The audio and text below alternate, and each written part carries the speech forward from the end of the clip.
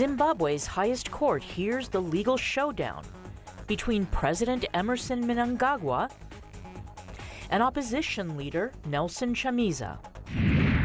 Under new leadership, Ethiopia has undergone major changes in recent months.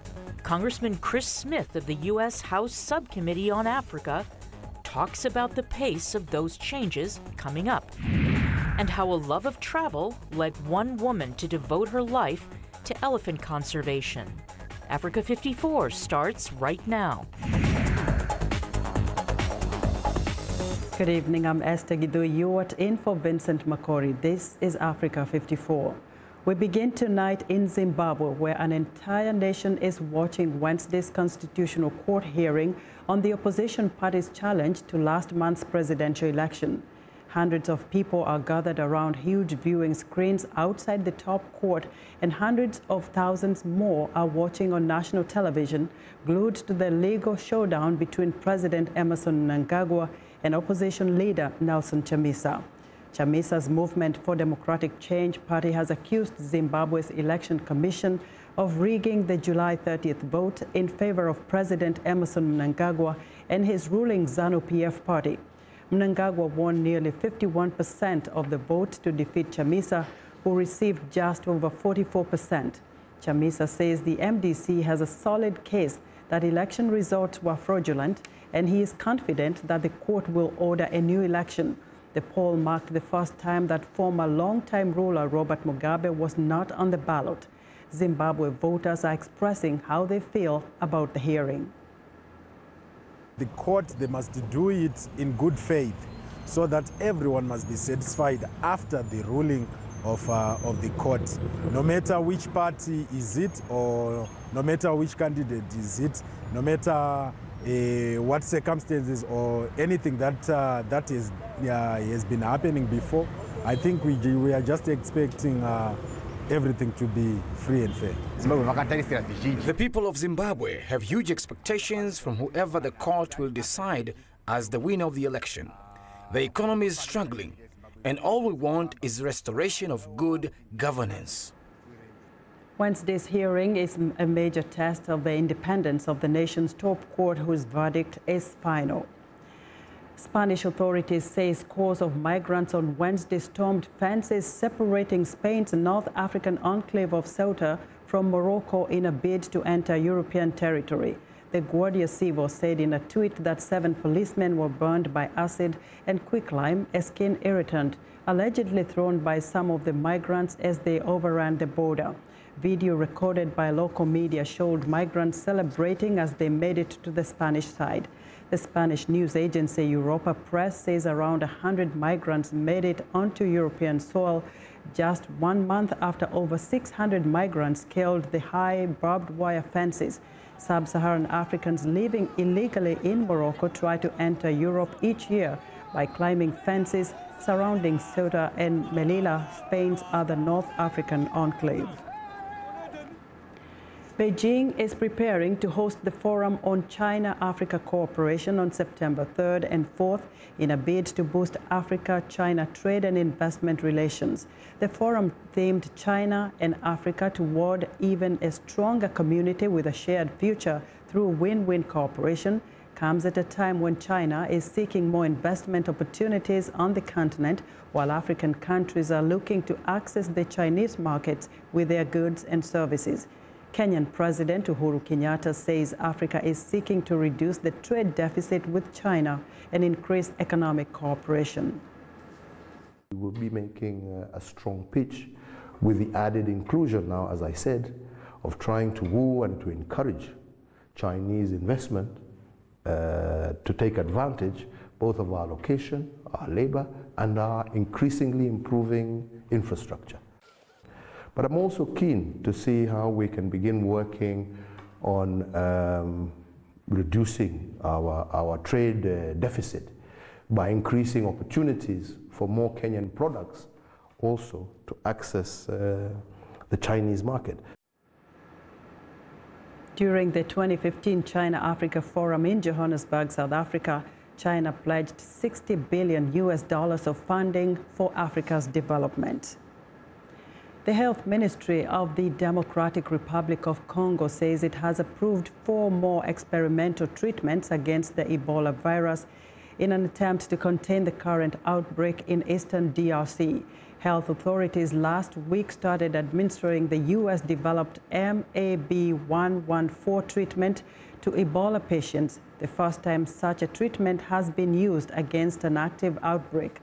The Health Ministry says the 10 patients who received the MAB-114 since August 11th have experienced a positive evolution, but the outbreak is continuing to grow.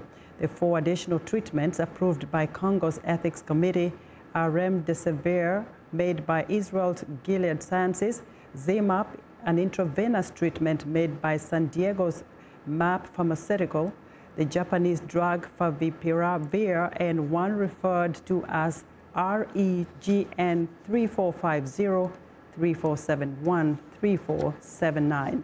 The ministry says 6 new cases and 4 new deaths have been confirmed. That brings the total number of deaths to 59 and confirmed cases to 75 since July. Now, U.S. Congressman Chris Smith of New Jersey is in Addis Ababa, Ethiopia, this week, assessing the state of the country. New Prime Minister Abiy Ahmed has made numerous reforms since taking office in April, but fault lines remain, especially in the southern regions of the country. Congressman Smith spoke with VOA's Salem Solomon just before departing for East Africa. If you can tell us a little bit about what you hope to accomplish with this trip. Sure. We'll be meeting with the Prime Minister, the Foreign Minister, and many others while we're in Addis Ababa. It's part of an ongoing effort that I, as chairman of the Africa Committee, and many other members have undertaken for decades to try to promote peace, reconciliation, and human rights in Ethiopia. I did Res 128 just last July, this past July, that laid out a number of benchmarks that we in the Congress feel should be achieved to show that this government is moving in the right direction. For example, the release of all the political prisoners. There's no reason why there be any political prisoner. If somebody commits violence, that's one thing. But when somebody is agitating for reform, is peacefully picketing, that person should not be rounded up and thrown into a hellhole. Will these changes that you were mentioning, release of prisoners and other dramatic changes that Ethiopia is seeing, will these changes stick? I believe they'll stick as long as the political will is there. There needs to be cooperation on all fronts. You know, the diaspora who will be returning, the men and women who are part of the opposition who have been justifiably aggrieved and feel that they have been wronged, they now have a seat at the table. I think the Parliament needs to work in a very cooperative way with the Prime Minister. And there are other systemic problems like the proclamations dealing with anti-terrorism that need to be amended. There is a group of people, about a dozen or so, who are looking at it, lawyers trying to come up with changes there. Very often the pretext for crackdowns, and this is global, is invoking, well, we're just trying to mitigate terrorism. That doesn't cut it when it's being used against people who just want to have their say in the process and, you know, democracy and recognition of fundamental, universally recognized human rights. What other potential fault lines that you would see could happen in the moving forward of Ethiopia's political situation? Well, there's still some problems with Somali region in terms of its government. There is the former finance minister has now assumed the leadership there, and the previous person has been incarcerated. I believe that, you know, even there, the appeal has to be for everyone to stand down and let democracy work. Discuss things at a table. Never use violence. Violence has to be completely, laid aside because that's not the way forward. Be sure to watch Africa 54 on Thursday when we bring you part 2 of our interview with Congressman Chris Smith on the continued U.S. humanitarian assistance to Africa. 2 former close associates of U.S. President Donald Trump have turned out to be guilty of serious crimes. On Tuesday, former Trump campaign manager Paul Manafort was found guilty on 8 counts of bank and tax fraud, while Trump's former personal attorney Michael Cohen pleaded guilty to 8 crimes. Analysts say the two cases reveal corruption at the core of Trump's circle, although the legal actions may not have an immediate effect on his loyal base. VOA's Ladzahok reports. Cohen pleaded guilty to bank fraud, tax fraud, and campaign finance law violations. Deputy U.S. Attorney Robert Kazami said these charges are serious and reflect a pattern of lies and dishonesty over an extended period of time. Mr. Cohen pled guilty to 2 campaign finance charges, one for causing an unlawful corporate contribution, and a second one for personally making an excessive personal contribution, both for the purpose of influencing the 2016 election. In addition, Cohen acknowledged paying off 2 women whose statements could have had a negative effect on Trump's election campaign. Manafort was found guilty on 8 of 18 fraud charges. Analysts tell VOA the 2 cases give new legitimacy to Special Counsel Robert Mueller's probe into Russia's interference in the 2016 U.S. election. The Mueller investigation has discovered the rot at the core of the Trump circle.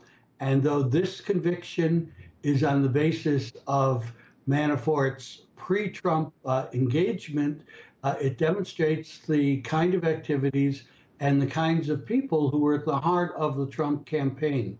President Trump said Manafort's conviction does not prove any collusion between his campaign and Russia, but analysts note that Manafort's second trial in September will look into his lobbying services for a pro-Russian government in Ukraine. Manafort attended a pre-election meeting at Trump Tower with other Trump associates and a Russian attorney who allegedly offered damaging information on Trump's Democratic rival, Hillary Clinton. It is true that getting dirt on another candidate is a normal part of politics, but getting dirt from a foreign enemy power is not a normal part of politics. And so that would clearly be illegal, and it would also suggest that he might be beholden to Russia for having provided information on the Hillary campaign and helping his election.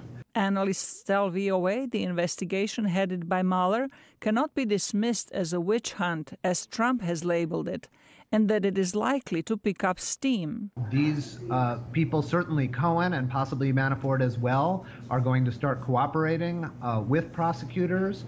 And so I think the drumbeat of information is going to continue. Analysts agree that the most recent revelations of corruption among Trump's close associates may not have an immediate effect on his core supporters, but they believe the mounting pressure may flip enough voters to make Trump's re-election more difficult. Zlatica Hoke, VOA News, Washington. We want to know what you think about Africa 54 and the stories we cover. Join the conversation on Facebook. The address is Africa 54. We're also streaming our show live on Facebook, so check us out and share our show with your friends. Still ahead on Africa 54, from travel enthusiasts to elephant conservation advocates. But first, Wednesday's headlines.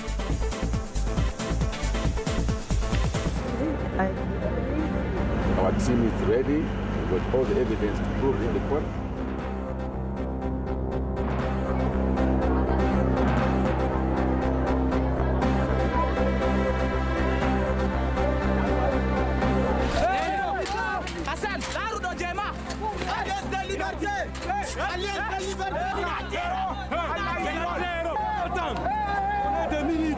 On infrastructure development, I want us looking forward to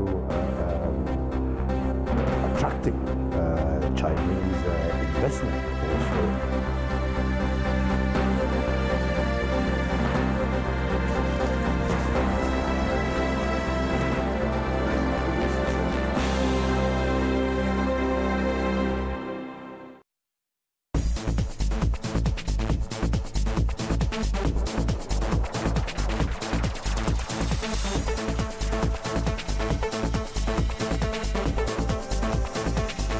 Now, for the past 3 years, Mary Jane OLaughlin, a Washingtonian, has supported elephant conservation efforts in Kenya's Amboseli National Park.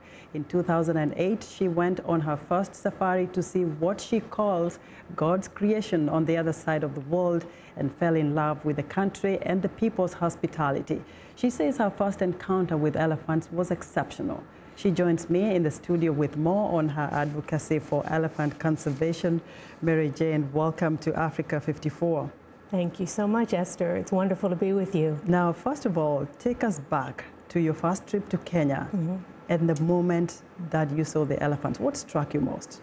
What struck me the most was the instant realization that I was surrounded by something so magnificent and beautiful, excuse me, and wonderful. And just in those few moments, that the love that they were created with, and imagination and the beauty, and why on earth would anyone want to hurt them? It was really the first thought that came to my mind, because there was so much joy, there's so much intelligence, and their community and their interaction with one another. And I had a brilliant guide who explained to me what their movements were, what their ears were, what the sounds that they made. And I was completely captivated and overwhelmed, in the best sense of the word. And if I remember correctly, in 2008, Kenya was experiencing a political upheaval. There was a lot of violence, and tourists weren't even going to Kenya. Yes. But, you know, looking at your now love for the elephant, how has your work then impacted the elephant conservation at that particular Amboseli National Park? Well, what I hope has happened is that through, of course, telling everyone they need to go and have the experience for themselves, I was inspired to write a book a year later that I started working on, which is about a baby elephant who lives in Amboseli. And so the book itself became an effort to draw people in and entice them to go. And that grew into really finding others who cared about elephant conservation, and that included the first International March for Elephants and Rhinos in 2013.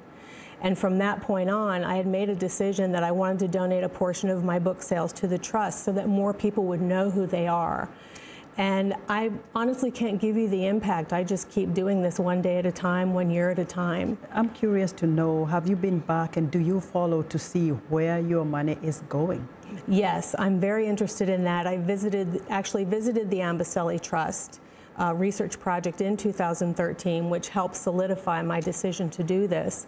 And so I was able to see where they live and what they do. And the money that goes directly towards traveling around the park and monitoring the elephants, equipment that they need, tires for the Jeeps, whatever is necessary. It's not a very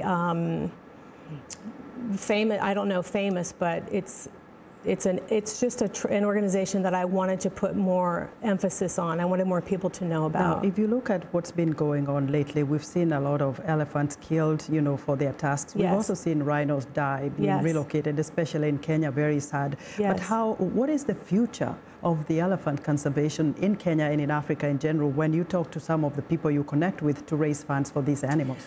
I'm extremely hopeful about it, Esther, honestly. Actually, right now as we speak, there's a gentleman named Jim Justice Nyamu who is walking from Kenya to South Africa.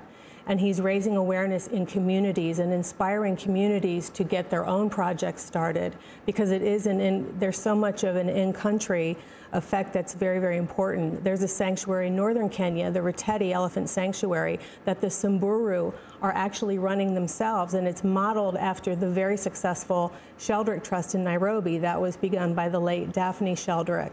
So not just that on such a large scale, but a small scale, people I know, individuals who are doing their own part. I have a friend who goes to Kenya every year and brings back jewelry and beads and sells them here, takes the money and brings them back to a tribe, a village rather, that's in a rather off-the-road part of Savo. Now, you mentioned a lot of people from elsewhere and some people who settled in Kenya from the Western world. Are locals really involved in conserving this national treasure? It sounds to me like it's going in that direction. And that is why I have hope for it, because you're right. It has to be from that point of view. But I do. I really do. And you hope for the best for the future. We'll keep track on what's going on with elephant conservation in Kenya and elsewhere in Africa. Mary Jane, thank you so much. You are so welcome. For coming on Africa 54. You're so welcome. Mary Jane OLaughlin is an advocate for elephant conservation. Moving.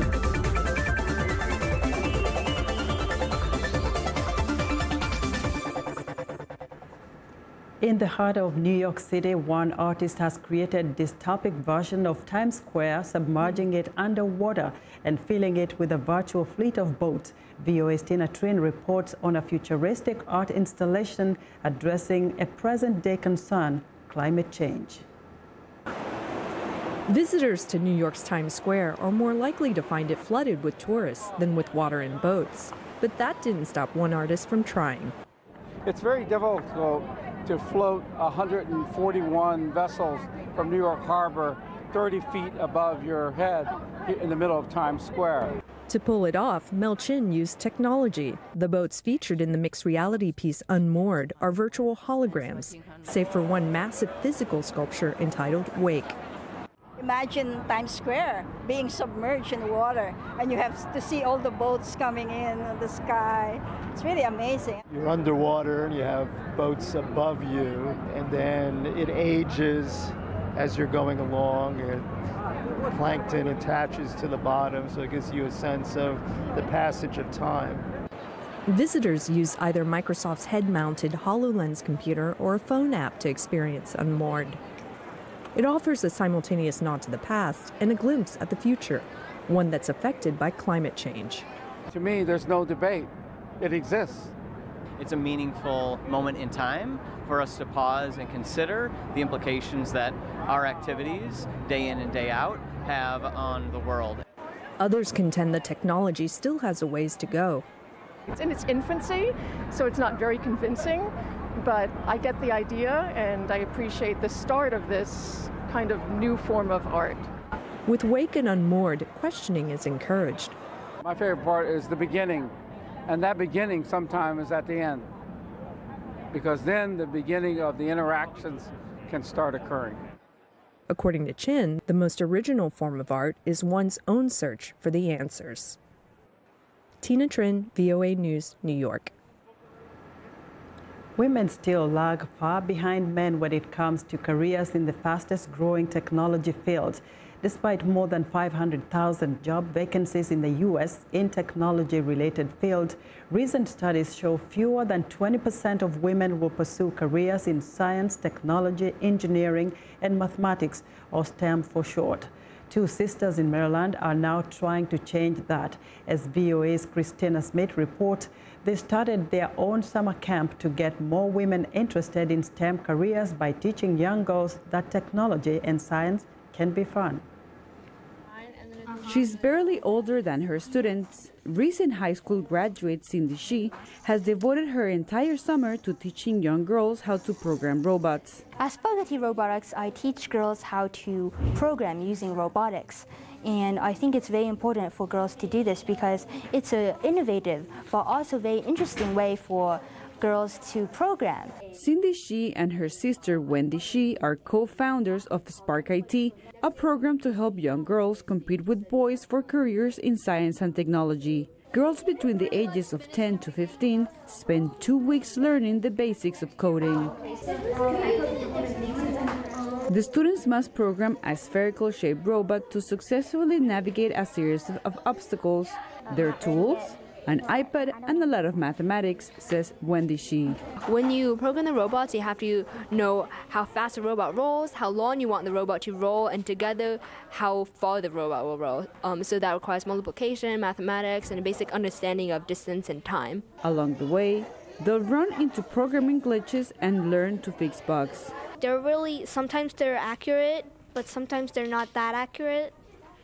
So when we have to program it, we have to try it out a lot of times. For some students, challenge is part of the fun. Well, I've always liked coding, and I've done Lego robotics, and then when I heard about this program, I'm like, wow, coding seems fun.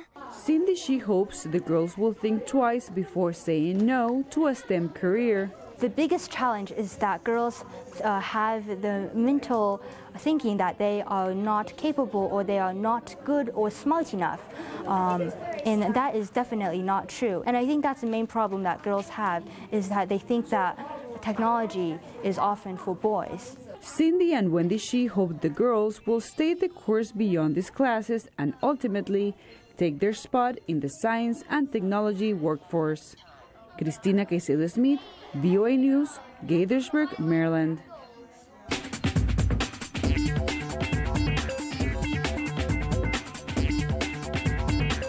Welcome back to Africa 54. Here's what's trending. This teddy bear is helping children connect with their roots. Tiwa was created by an entrepreneur, Tola Akanbi, to try and keep traditional folk tales alive using a medium that was relatable and appreciated by children today. Tiwa is short for Yoruba name Tiwa Tiwa, which means this is our own. It holds 135 minutes of 30 stories told in English with some songs, names and expressions in the local Yoruba language. One unit costs $28. Akanbi hopes to produce the next batch of Tiwa in Nigeria and increase the number of stories to 42 to include some told fully in Hausa, Igbo and Yoruba. Staying in Nigeria, one of the most heated food debates in Africa is who makes the best jollof. The dish is popular across West Africa, but the controversy lies in which country can lay claim to the tastiest version. Nigerians consume jollof religiously. It's why the Jollof Rice Festival in Lagos was attended by more than 4,000 people. The dish is said to have originated in Senegal, where jollof is a Wolof word meaning one pot. But it's also popular in Gambia, Sierra Leone, Togo, Liberia, Mali, Cameroon, and Nigeria. Foodies in Nigeria do not argue about its origins, but they claim to have tastefully made it their own, a celebration of Nigerian culture. And finally, in truly heartbreaking news, Idris Elba has denied he will be the next James Bond after weeks of mounting speculation. The Luther actor has been hotly tipped to replace Daniel Craig as 007 after the next installment of the British spy franchise. However, Idris appears to have definitely shut down hopes and rumors for good.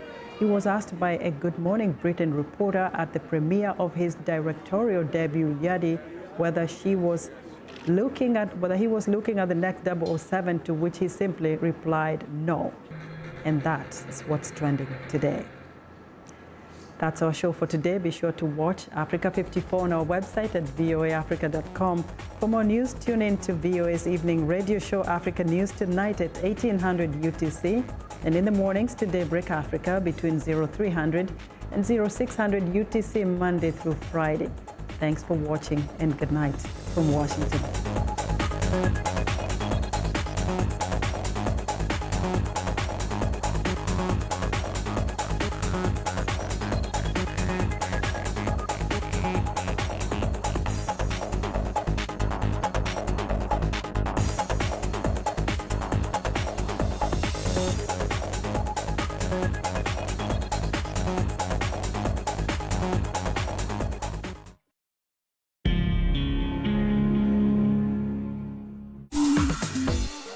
Welcome to English in a Minute. So, you know what happy is, and medium comes between small and large. To find a happy medium. So, is this idiom about feeling kind of happy? How is it going with your neighbor? Is he still complaining about your playing the trombone at night?